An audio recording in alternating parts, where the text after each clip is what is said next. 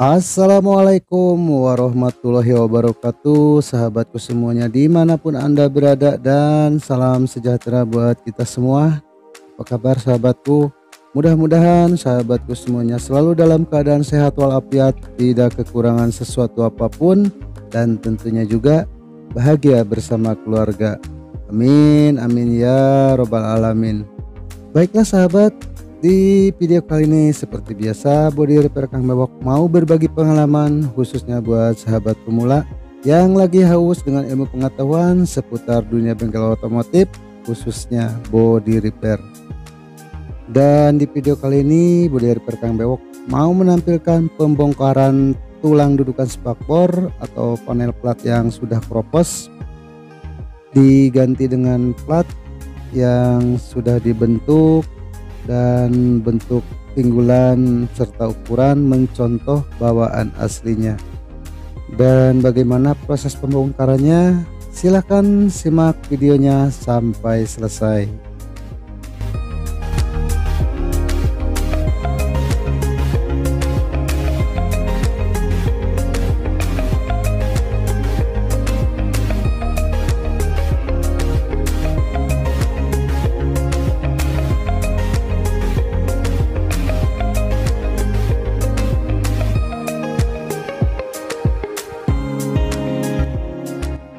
Dan sambil menyimak video ini, buat sahabatku yang baru mampir ke channel ini, saya ucapkan terima kasih dan selamat datang. Selamat menikmati atau menyimak video-video dari Body Repair Kang Bewok.